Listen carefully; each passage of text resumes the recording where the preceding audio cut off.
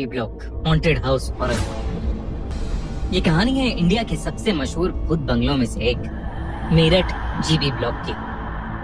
संजय सिंह, जो मेरठ से 200 किलोमीटर दूर बसे एक छोटे से गांव का रहने वाला था, अपनी मां को लेकर मेरठ के जीपी ब्लॉक के बाहर एक स्टाफ क्वार्टर में रहने आया था।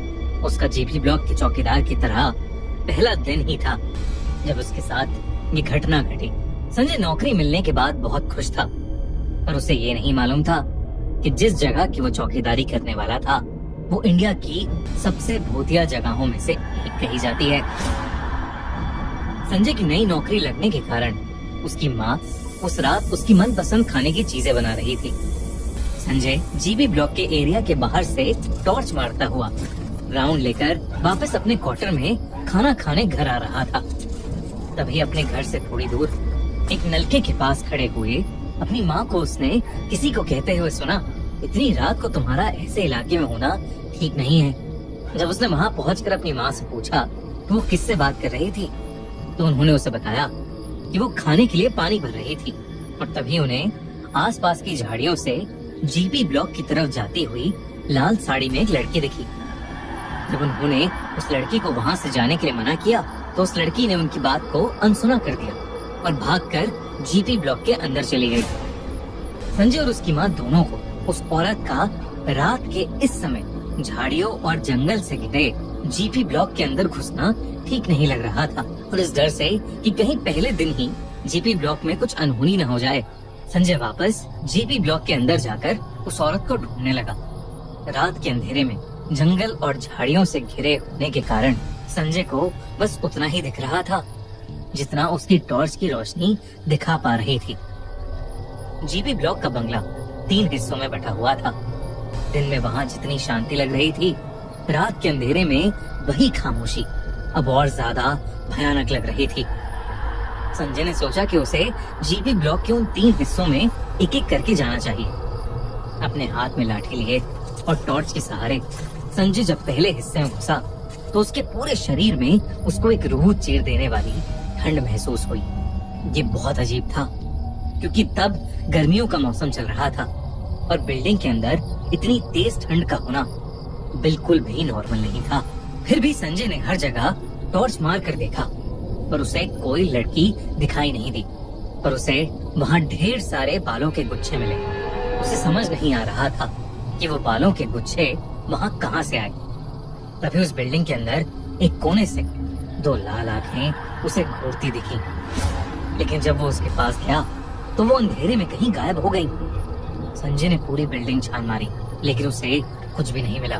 पर उसे हर वक्त वहाँ पर किसी की मौजूदगी महसूस हो रही थी।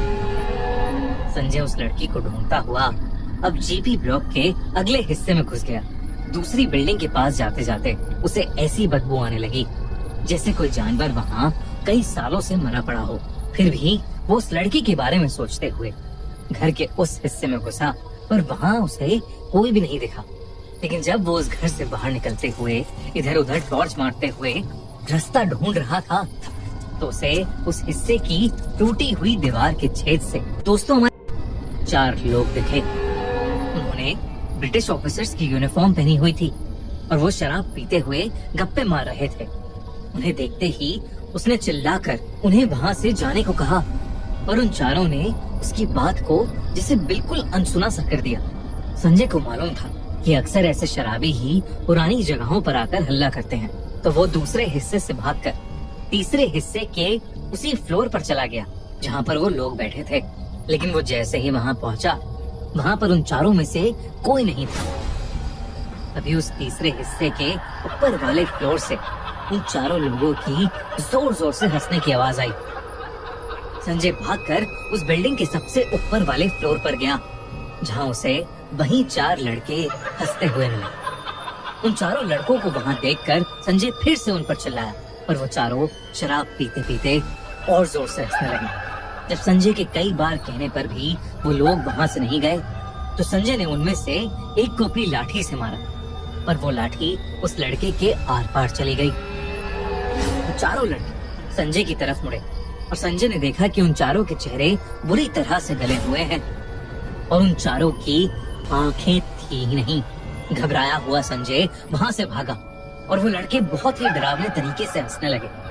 संजय वहाँ से भागता हुआ दूसरी तरफ से निकला जब उसने जीपी ब्लॉक के पहले हिस्से के पास से एक लड़की को छत के ऊपर चढ़ते हुए देखा, जो वहाँ रुककर अपने बालों को कंघी करने लगी और संजय को बहुत ही भयानक तरीके से देखने लगी। उसकी आंखों में वही लाल चमक थी जो कुछ समय पहले संजय ने अंधेरे में देखी थी। संजय को वो सब देखकर कुछ समझ नहीं आया और वो अपनी जान बचाने के लिए वहाँ से और तेजी से अपने क्वार्टर की तरफ भागा। लेकिन वो भागते भागते अचानक रुक गया क्योंकि उसके ठीक सामने एक और औरत खड़ी थी जिसने लाल साड़ी पहनी हुई थी। संजय को लगा कि ये वही लड़की है जिसे संजय की माँ ने देखा था। लेकिन जब उसने उस लड़की को पुकारा और जब वो लड़की मुड़ी तो संजय की रूह कांप उठी। उस औरत का चेहरा बेहद डरावना था। ऐसा लग रहा था कि जैसे वो कोई चुड़ैल हो। संजय को देखते ही उस औरत ने उसे बहुत जोर से धक्का दिया, जिसकी वजह से उसका सर पास पड़े पत्थर पर लगा। संजय को ऐसा लगा कि जैसे उस औरत का हाथ नहीं बल्कि कोई जलता हुआ लोहा था। संजय दर्द में बहुत जोर से चिल्लाया और उसी दर्द में कर्राते हुए संजय ने देखा कि वो लाल साड़ी वाली औरत हवा में उड़ती हुई जीपी ब्लॉक के अंदर जाते जाते कहीं गायब हो गई। उसकी माँ संजय की चीख सुनकर उसके पास आई तो संजय बहुत बुरी तरह से डर से कांपता हुआ जीपी ब्लॉक की तरफ देख रहा था। तभी संजय ने अपने कान में एक औरत की आवाज सुनी जो जीपी ब्लॉक के अंदर से सिर्फ संजय को सुनाई दे रही थी और जो उसे कह रही थी, मैं हमेशा यहीं रहूंगी और अगर तू और तेरी माँ यहाँ फिर से आए तो मैं तुम दोनों को जान से मार दूंगी। संजय की माँ भी घबराई हुई उसे स्टाफ क्वार्टर के अंदर ले गई। तब उसकी माँ ने देखा कि संजय की छाती पर किसी इंसान के हाथ के निशान थे। उस दिन के बाद संजय ने वो नौकरी हमेशा के लिए छोड़ दी। बाद में उसे पता चला कि जीबी ब्लॉक में पहले ब्रिटिश आर्मी की बिल्डिंग्स थी और वहाँ पर अक्सर लोगों के साथ ऐसी ही चीजें हुई हैं। कई लोगों को वहाँ ब्रिटिश आर्मी के टाइम के ऑफिसर्स दिखे हैं और कई लोगों को वो लाल साड़ी वाली औरत। संजय समझ गया था कि उस दिन वो मेरठ के भूत बंगले से बाल बाल बचा। मेरठ जीपी ब्लॉक के बारे में कई अफवाहें, कई लोग उसे इंडिया का सबसे हॉन्टेड भूत बंगला कहते हैं तो कई कहते हैं कि ये सब एक झूठ है। हमें कमेंट्स में जरूर बताइए तो क्या लगता है